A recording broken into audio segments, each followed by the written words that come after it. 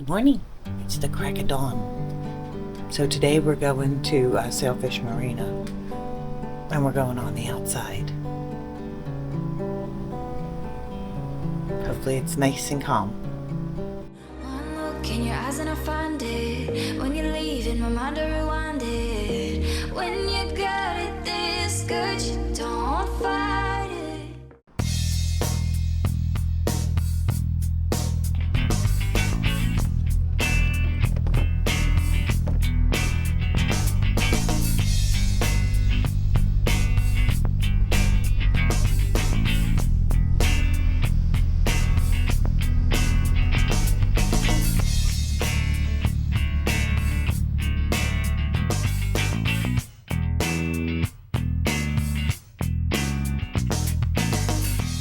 Okay, it is a beautiful day out here on the water. We're outside for the first time this year.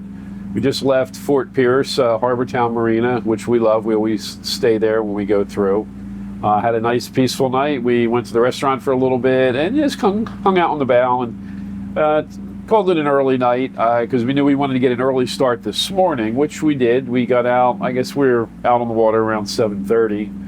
And we are on our way to West Palm, where we're going to stay at Sailfish Marina this year, which is what we usually do. Not sure if we're going to be there 1 day or 2 days.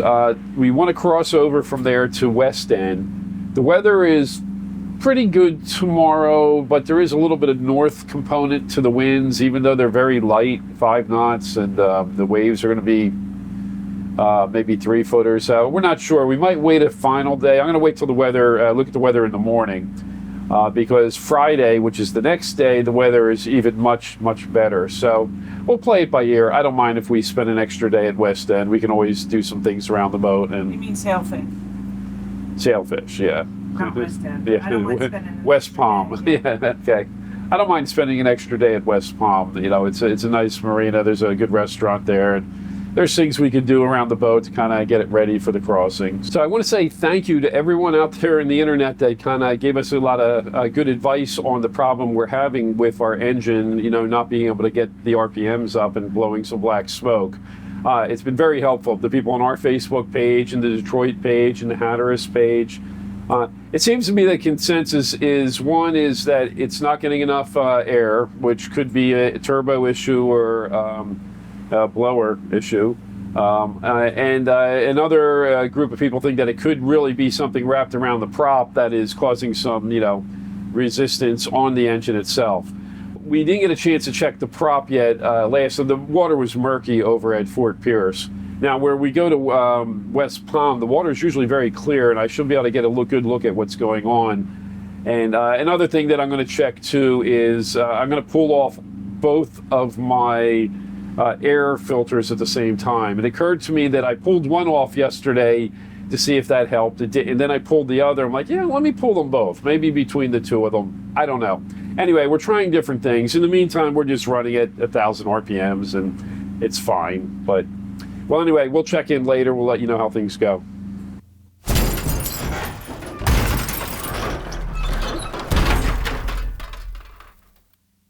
So right now, we're dead in the water. Both engines. First the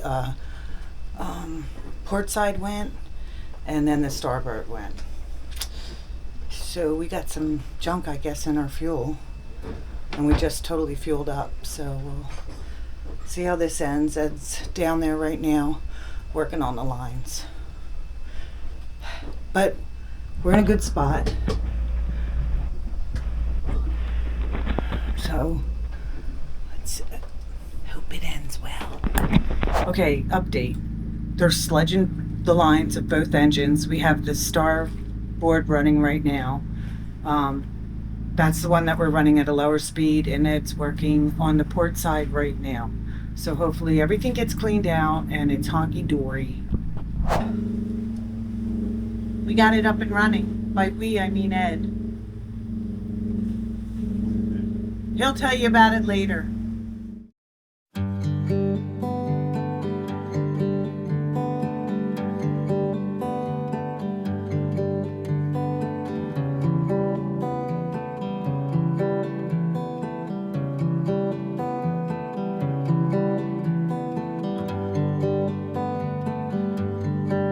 current was a bit too strong for my first approach, so I backed off and tried again.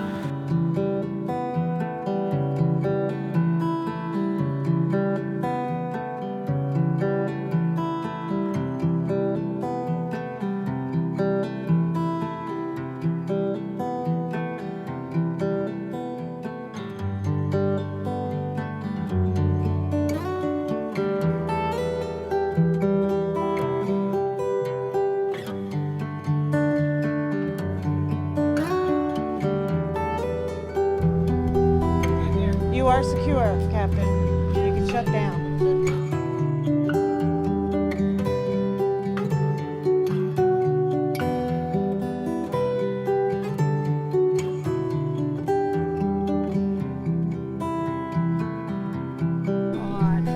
So in other words, what happens on the Triton does not stay on the Triton. Only until they put it on YouTube. Yeah. Doesn't happen till you film it. That's right. Nothing happens. Very good. That's true. You know, it was really nice to meet you too. As you can see, we said goodbye to our new friend Shay from Shay LaVie. Thanks for joining us, Shay. It was fun having you along for this crazy shakedown cruise. Thanks, Shay.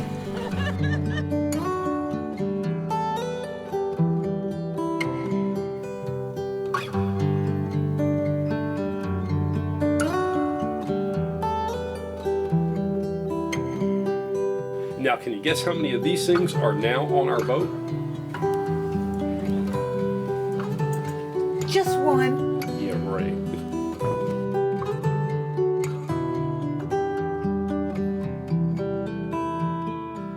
As you've seen earlier in this video, we had both engines die on us while we were out in the ocean. Now, usually when we're in rough waters for the first time, we do stir up a little bit of sludge in our tanks, and I usually have to run down and switch over to a different rate core, but this is the first time we've ever had two engines completely die on us within minutes of each other. Now, fortunately, we were miles from shore, so we just kind of floated around while I went down and cleared the lines. You know, the sludge didn't even get to our rate cores. It clogged up in our switching valves for our fuel tanks. Now, we do have some solutions for this, but one of the things I'm going to do, I think, when we get back to Titusville, is I'm going to build some kind of a rate core cleaning system prior to these switching valves, because I don't want this to happen again. It's just a pain in the neck. It's never a problem, but it's a problem. Well, it's annoying is what it is. Now that we're in clearer waters, we decided to hire a diver to go under the boat and see what was causing these vibrations. And, well, anyway, this is what they found. Eek.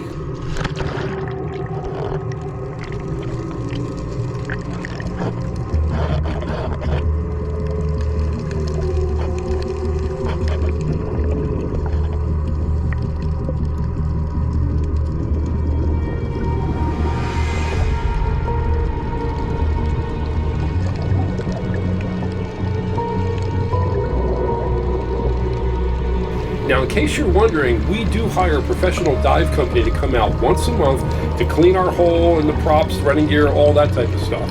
In fact, they were out 3 weeks prior to this video being filmed. So what do you think? Does this look like 3 weeks worth of growth to you?